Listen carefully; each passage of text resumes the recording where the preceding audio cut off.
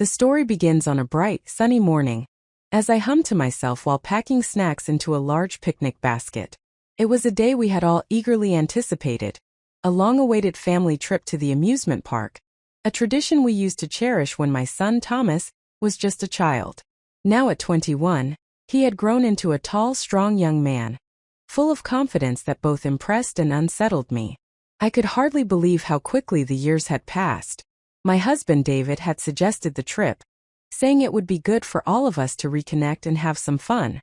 Life had been so busy lately, and this seemed like a perfect opportunity to catch our breath.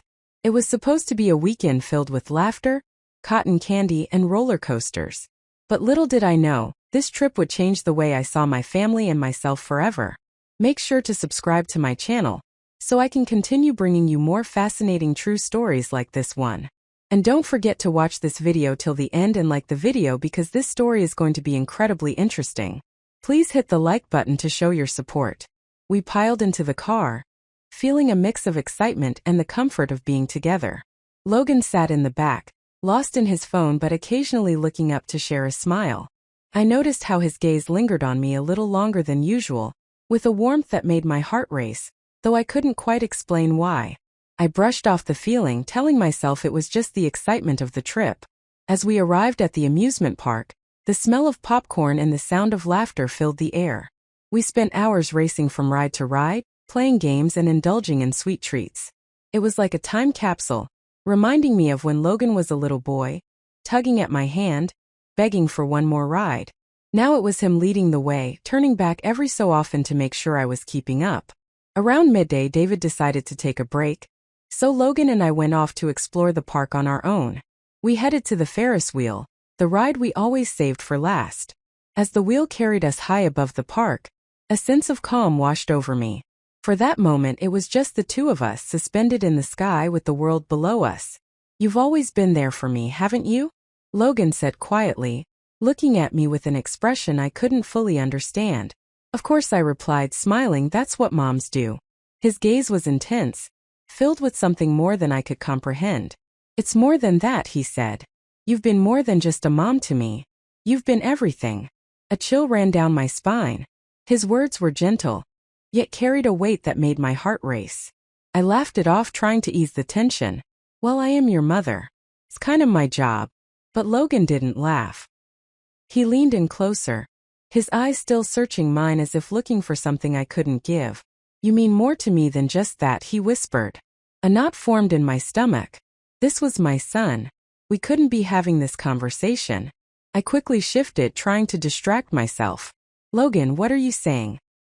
He turned away, staring out at the horizon as if he were trying to gather his thoughts. "I don't know how to explain it," he said, his voice almost a whisper, "but I feel something when I'm with you. Something I can't ignore." I recoiled, feeling like I'd been doused with cold water. I was his mother. This was wrong. I wanted to end the conversation, but the words stuck in my throat.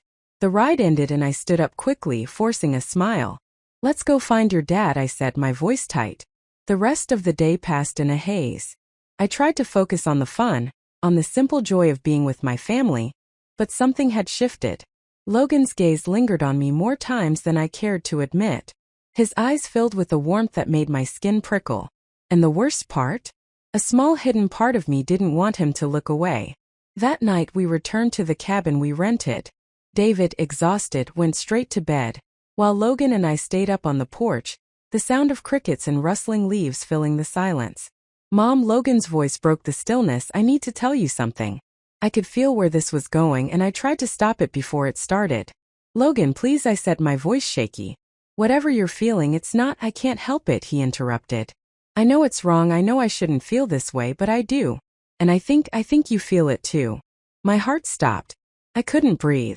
"Logan, this isn't right, I'm your mother." He reached for my hand, holding it gently.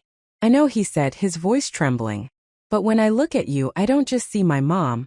I see someone I can't stop thinking about." I yanked my hand away, standing up suddenly. "No," I said, though my voice wavered. "You're confused. It's just a phase. You'll realize it was a mistake." He stood too, closing the gap between us. "What if it's not a mistake?" he whispered. "What if this is the truest thing I've ever felt?" I turned away, tears in my eyes.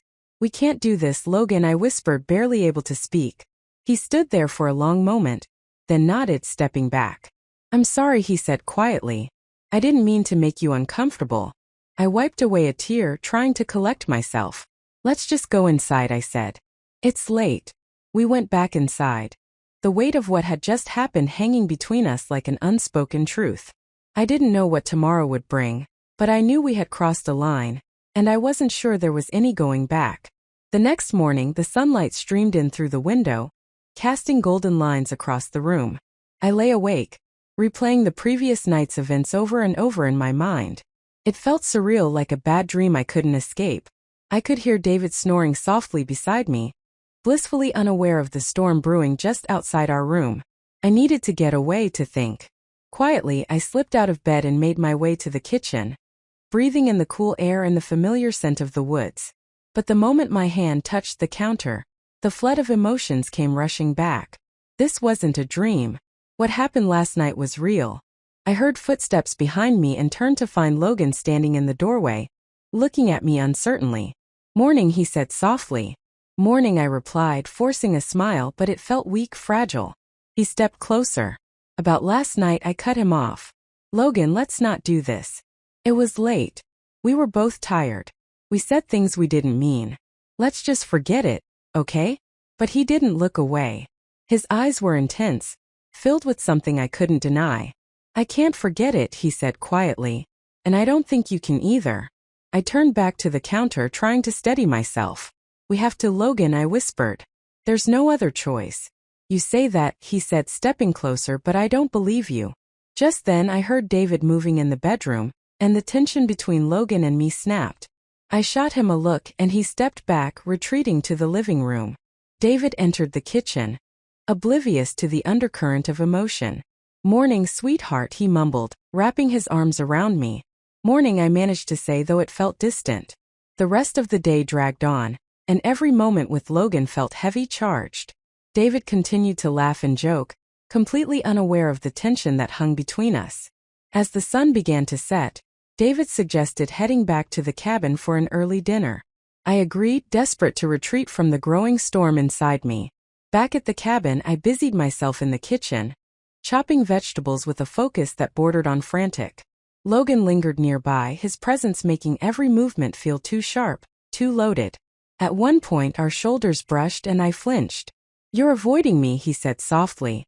"I'm not," I replied through clenched teeth, not daring to look up. "You are," he insisted, "and I get it, but we can't ignore this forever." I set the knife down, my hands shaking. I turned to face him. "We have to," I whispered fiercely. "This isn't right, Logan, it can't happen." Before he could respond, David called from the living room, asking what was taking so long. I quickly composed myself, forcing a smile. "Dinner's almost ready," I called back. The rest of the night passed in a blur. We ate in silence, the only sounds being the clink of silverware and David's occasional commentary. I couldn't look at Logan, couldn't risk meeting his eyes. When dinner ended, I excused myself, claiming exhaustion. But as I closed the bedroom door behind me, the tears came hot and bitter. A soft knock on the door made me freeze. I didn't want to face him, but he came in anyway. Logan stood in front of me, his eyes full of longing and pain. "We need to talk," he whispered. I shook my head, wiping at my tears. "No, we can't." But he didn't listen. He kneeled in front of me, taking my hands in his. "Mom," he whispered, his voice breaking. "Please don't push me away." I looked down at him, and in that moment, everything inside me shattered. His touch was gentle, desperate. And it was as though we had crossed a point of no return. The kiss that followed wasn't gentle. It was hungry, filled with every emotion we'd both tried so hard to suppress. When it was over, we lay together, trembling. The silence between us heavy with the knowledge that what had just happened could never be undone. "What have we done?" I whispered. Logan kissed my forehead and whispered, "Something we can't take back." But I don't regret it. Neither did I. And that terrified me more than anything. The next few days felt like an endless haze where the world seemed out of focus. We went about our routines, but everything felt different. Every glance from Logan felt like an unspoken conversation, a shared secret that neither of us could escape. David remained oblivious, happy and carefree, as if nothing had changed. But everything had changed. I could feel it in every word, every touch, every moment I spent with Logan. At night, when the house was still and David was fast asleep, Logan and I would share quiet moments, stealing glances across the room. Sometimes we would sit together, but the distance between us was always palpable. The memory of what we had shared loomed between us, like a shadow we couldn't outrun. One evening, while I was preparing dinner, Logan appeared in the kitchen. He didn't say anything at first, just stood there watching me. I could feel his eyes on me, and it made my heart race even though I tried to ignore it. "You've been quiet," he finally said, his voice soft but carrying a weight I couldn't ignore. "I'm just trying to focus on what's in front of me," I replied, trying to keep my tone even. "There's a lot to do." But I knew it wasn't just the dinner that was weighing on me. It was everything that had happened between us, everything we were avoiding. "I can't stop thinking about it," he admitted, his voice barely a whisper. "About what happened and what we both felt." I turned to face him, my heart pounding in my chest. "Logan, we've talked about this already. It was a mistake, a moment of weakness." But he shook his head, stepping closer. "It wasn't a mistake. I've never felt more certain about anything in my life. You can't keep pretending it didn't happen." I stepped back, my pulse quickening. "This isn't right, Logan. We can't go down this road. It's not healthy." He took a deep breath, then reached for my hand. "Mom, I don't care what's right or wrong anymore. All I know is that I can't stop thinking about you, about us." His words were like a weight on my chest, suffocating me.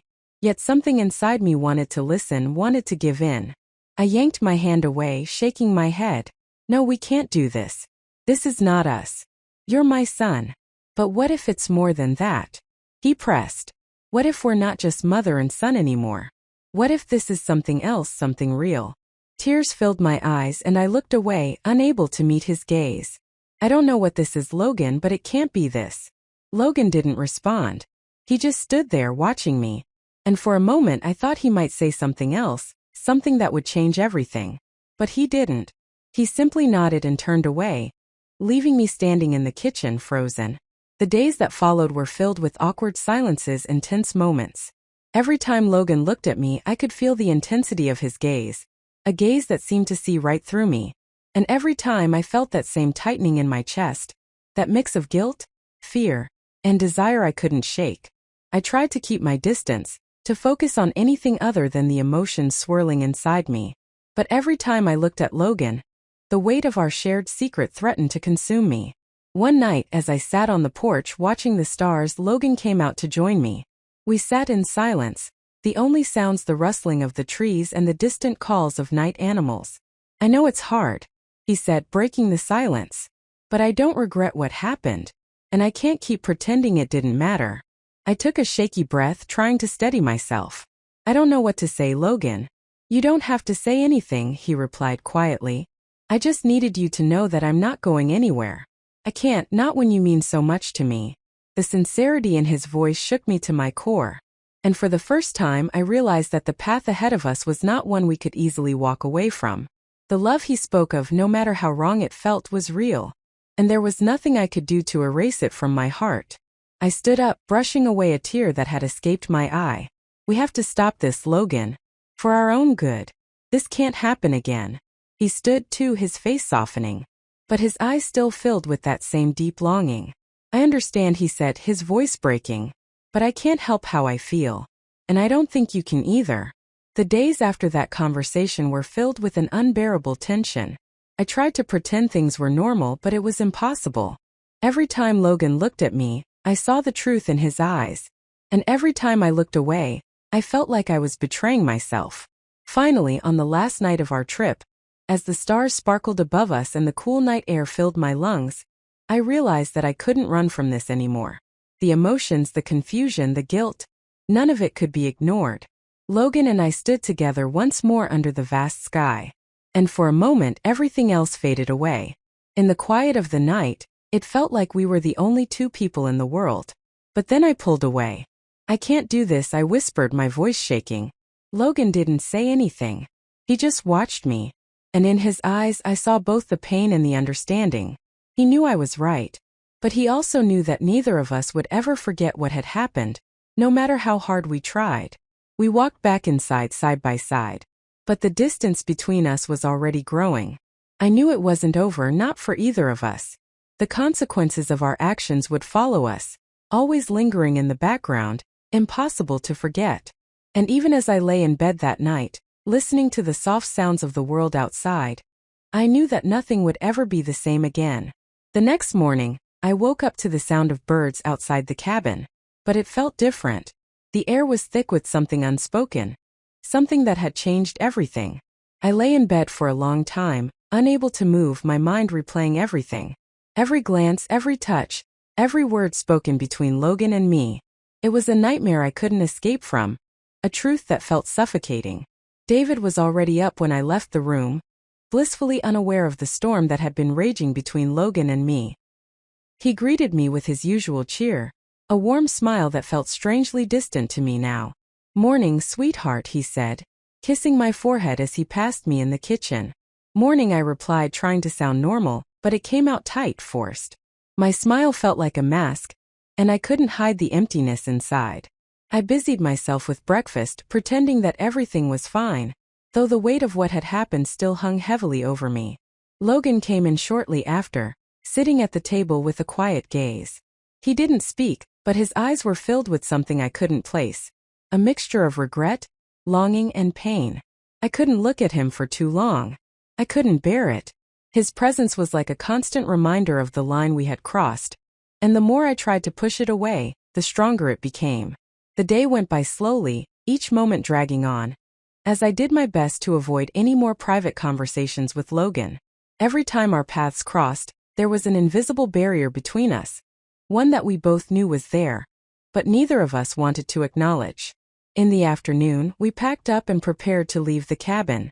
The ride back home was quiet, the usual banter and laughter absent.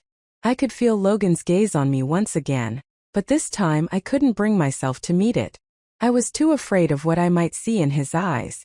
The familiar sights of home should have been comforting, but they only added to the heaviness that had settled in my heart. I thought that once we were back in our own space, everything would return to normal, but I knew that was a lie.